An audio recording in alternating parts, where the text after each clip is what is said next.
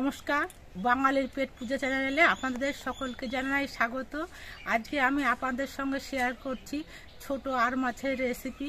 যেহেতু গ্রীষ্মকাল চলছে, তাই আমি খুব কম তেল মশলা দিয়ে এই আর মাছটা রান্না করব। তো বন্ধুরা, দেখতে থাকুন আমি কীভাবে আর মাছটা রান্না করছি। আর মাছের রেসিপিটা তৈরি করার জন্য বাজার থেকে কিছু আর মাছ আনা হয়েছে। মাছগুলো খুবই ছোট মাছ, তবুও কেটে নিয়ে এসছে বাজার থেকে। এবার এই মাছগুলো আমি ধুয়ে নেব। মাছগুলো ধোয়ার সময় আমি নুন দিয়ে ধুয়ে নিই, তার জন্য মাছের মধ্যে একটু নুন নিয়ে নিচ্ছি। এবার মাছটা আমি কল থেকে গিয়ে ধুয়ে আনছি।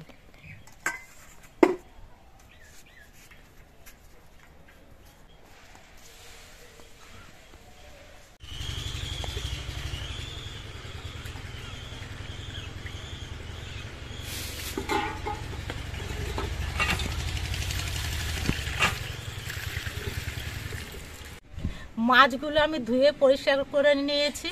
এবার মাছের মধ্যে নুন আর হলুদ আমি মাখিয়ে নিয়েছি।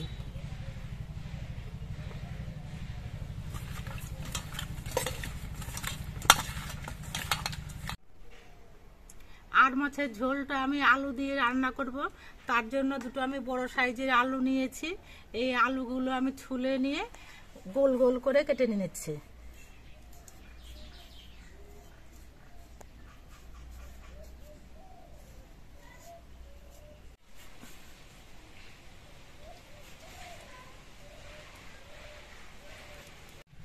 এই যে এরকম করে আমি আলুর পিসগুলো কেটে নিচ্ছি। আলুগুলো কেটে নেওয়া হয়ে গেছে। এবার এই আলুগুলো আমি ধুয়ে নিচ্ছি।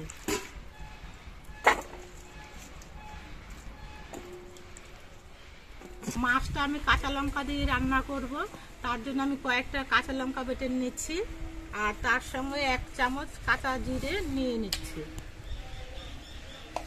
এবার এই দুটো জিনিস আমি একসঙ্গে বেটে নিচ্ছি।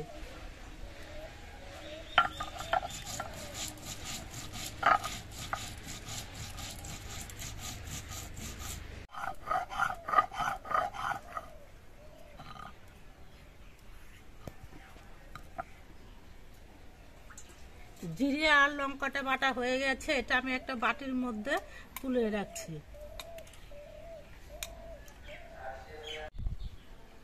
এবার আমি মাছগুলো ভেজে নেব। আর মাছ ভাজার সময় কিন্তু অনেক সময় ফোটে, তার জন্য নুন হলুদের সঙ্গে একটুখানি সর্ষের তেল মাখিয়ে নিলে মাছটা ফোটে না।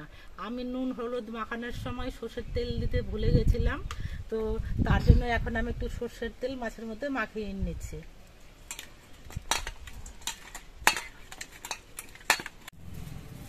কড়াইটা আমি ভালো মতো গরম করে নিয়েছি। এবার কড়াইতে দিয়ে দিচ্ছি সর্ষের তেল।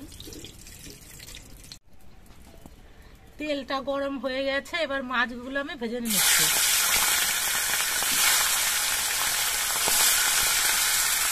সবগুলো মাছ একবারে ভাজা হবে না, আমি দুবারে মাছগুলো ভেজে নেব। মাছগুলোর এক পিঠ ভাজা হওয়ার পর আমি উল্টে দিচ্ছি।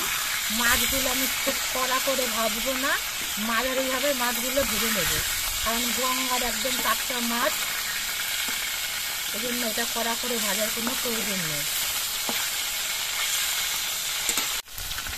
মাছগুলো ভাজা হয়ে গেছে। এবার মাছগুলো আমি তুলে নিচ্ছি।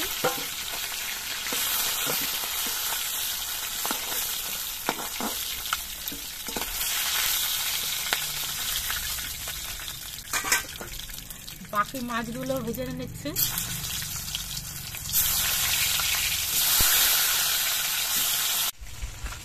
আমার সবগুলো মাছই ভেজে নেওয়া হয়ে গেছে। এগুলো আমি নামিয়ে নিচ্ছি।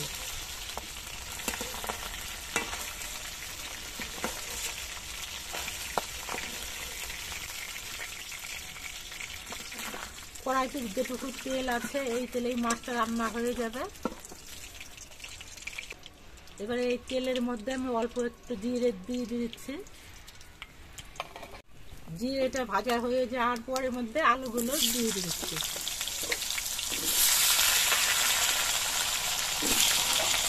এবার আলুগুলো কিছুক্ষণ ভেজে নিতে হবে। আলুগুলো আমি কিছুক্ষণ ভেজে নিয়েছি। এবার এই আলুর মধ্যে আমি পরিমাণ মতো নুন দিয়ে দিচ্ছি। দিয়ে দিচ্ছি পরিমাণ মতো হলুদের গুঁড়ো, আর দিয়ে দিচ্ছি বেটে রাখা মশলা, কাঁচা লঙ্কা দিয়ে একসঙ্গে বেটে রেখেছিলাম সেই মশলাটা।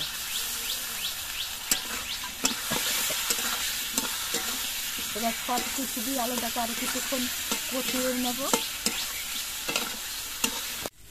মশলা দিয়ে আমি আলুগুলো বেশ কিছুক্ষণ কষিয়ে নিয়েছি। এবার এর মধ্যে আমি ঝোল দিয়ে দিচ্ছি।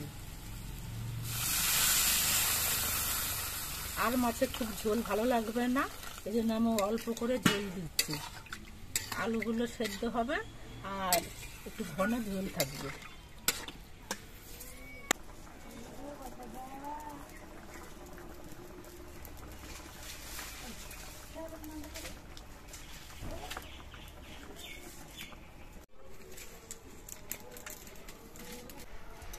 ঝোলটা কিছুক্ষণ ফুটিয়ে নেওয়ার পর আলুগুলো সব সেদ্ধ হয়ে গেছে। এবার এর মধ্যে আমি ভেজে রাখা মাছগুলো দিয়ে দিচ্ছি।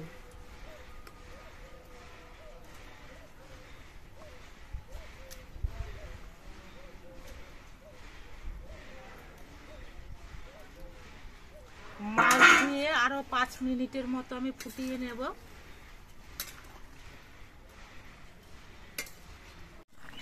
মাছটা দিয়ে আমি মিনিট 5 ফুটিয়ে নিয়েছি, আর মাছের ঝোলটা আমার তৈরি হয়ে গেছে। এবার এটা আমি নামিয়ে নিচ্ছি।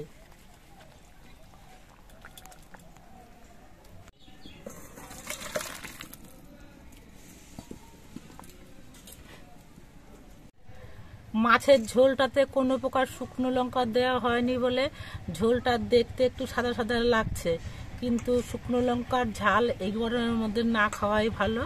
তাই আজকে আমি শুধু কাঁচা লঙ্কা দিয়ে হালকা পাতলা ঝোলটা তৈরি করলাম।